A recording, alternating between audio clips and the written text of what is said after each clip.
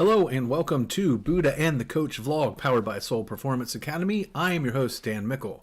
The Buddha and the Coach is a weekly vlog focused on looking at the teaching of the Buddha in a coaching light. The Buddha and the Coach is proud to be sponsored by ICN Athletics. ICN Athletics makes the extraordinary ordinary through adaptive beach volleyball. Everyone should have the opportunity to enjoy and excel at this sport, and ICN offers the programs and educations to make it normal for adapted athletes to play on any court. Help them make beach volleyball court a place for everybody. For more information or to donate to their 501c3, please visit icnathletics.com. It's called Normal Athletics at icnathletics.com. And thank you to John and Dave and everyone involved at ICN for their continued support and all the great stuff that they are doing with our adaptive athletes and in beach volleyball. All right, on to this week's lesson. Lesson 16 is, it's a man's own mind, not his enemy or foe, that lures him to evil ways. Let's try that again. It's his man's own mind, not his enemy or foe, that lures him to evil ways. And I absolutely love this lesson because there's so many ways that we can apply this to what we do as a coach.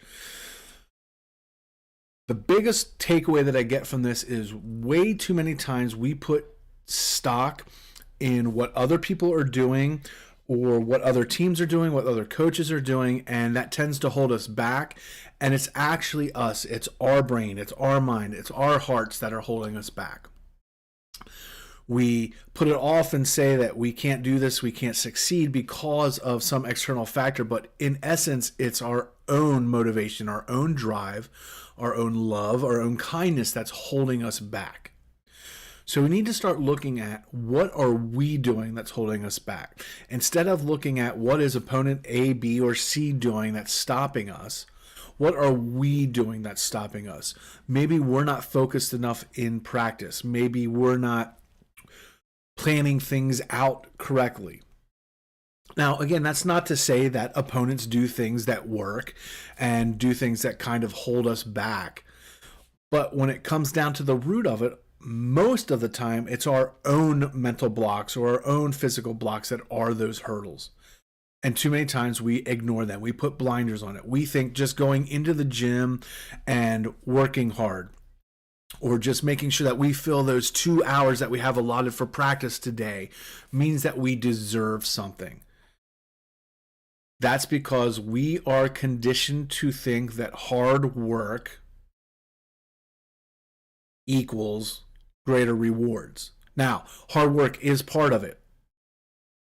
But just because we're working hard doesn't mean that we're going to get what we need. We have to work smart. We have to work strategically. We have to map. We have to plan. We can't just go in and practice to practice. We have to go in with purpose. And that is our enemy. Ambiguity. Lack of clarity. Lack of focus. Lack of vision. Those are what lures us to the evil ways of not producing and not working. And I think in this actual teaching, in the context that the Buddha is looking at, is that it's not when people do bad things and convince us to do bad things that is the actual evil way. It's the fact that we don't stop it. We don't say no. We don't adjust. We don't go down the righteous path. And I know that can get a little crazy. What does that have to do with coaching and how we work? But it's all the same thing. Too many times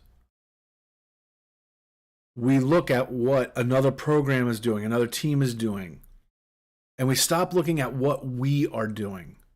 We stop training what makes us great and what makes us successful, and we start to train about what is going to stop the other team.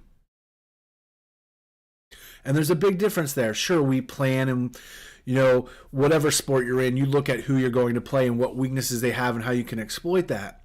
But I think too many times we put way too much focus on another team's weaknesses and not enough emphasis on your own strengths, because your own strengths are what going to drive you to better success. Now, sometimes we get lucky and they line up. Our strengths match their weaknesses. So it makes perfect sense. But way too many times, we try and become and train something that we are not to try to exploit something on another team. And it's not effective. Where we could have spent that time working on what we know is true, what our strengths are to get there. We need to work on our own mind and not focus on what's going on in our enemy's mind, if we're taking it in the context of what the Buddha said. But that is why I love this lesson. Because it reminds me all the time that I need to focus on what we are, who we are. Now, that may change over time. If you're with a program for a long time, maybe you're very offensive for like 3 years, and then all of a sudden you start to become defensive as a team. That's not to say those things don't change. We're not permanent in who and what we are. But what I'm saying is we have to be true to what we are in that moment. If this year you're an offensive team, then that's what you need to focus on. Sure, you'll train some and work on the defensive side of things. But when it comes down to it, when you really need it, you're going to need your offense. One of the best ways I can relate this in an individual sense is it's a close game. Maybe you're down. Maybe you're up a little bit, but you're trying to close it out, and you call that timeout, and you're in the huddle, and someone says, hey, we need 110%.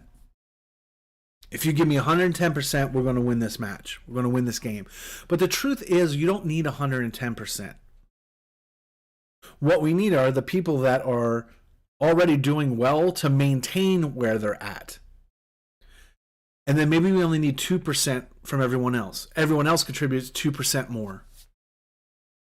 Maybe you're not feeling well and you're giving me 60%. You know what? Give me 62%. But player A, I need you to stay where you're at. Because sometimes we try and push beyond that limit and we actually dip down. That person that was giving you 98%, 99% pushed because they want to give you more to help the team out. But now they're giving you like 80, 85% because they went too far beyond. To me, that's how it translates to this lesson. We need to know where our levels are and know this is the best that I can give at this moment. And we need to stay true to that.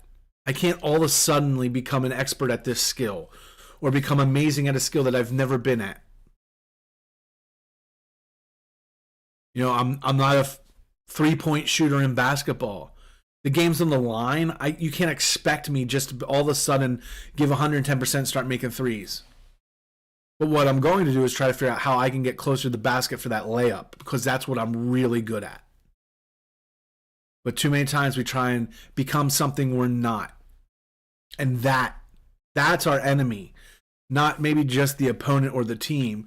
The enemy is that part of our brain that says we need to do more even though we haven't worked on it. We're not good at it. Maybe we'll get lucky.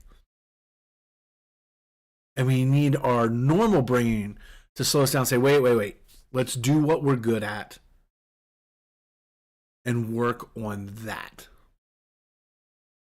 All right, I hope I didn't lose many of you on this. Let me know your thoughts. I really would love to have a discussion on this. Again, lesson 16, it's a man's own mind, not his enemy or foe, that lures him to the evil ways. And what I'm saying is, it's a lot of times our own mind that beats us, not the opponent, because we try to do too much. We try to go out of our comfort zone. We try and give 110% when that's not anywhere close to what we can give. We need to learn how to give the best we can in that moment. That may not be the same effort that you give at the end of the season, but right now, at this moment, this is the best that I can give, and that's what we have to work with. All right, subscribe, like, share. Let's get this out there and let's have a discussion. Put your thoughts in the comments. Share this.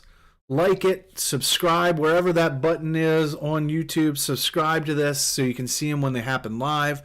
I would love to grow this and have more conversations and input and even debate it. I am open to discussion on all these topics that we have with Buddha and the Coach, but I would love to make this community discussion larger. All right.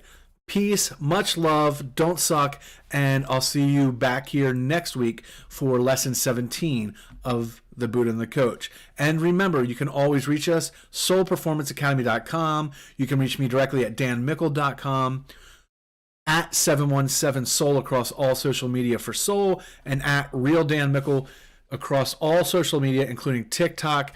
Make sure you hit me up on TikTok to get a lot of the shorts and things that we do on there that we don't do anywhere else. And questions, comments, concerns, send them my way. Have a great week, everyone, and see you next week.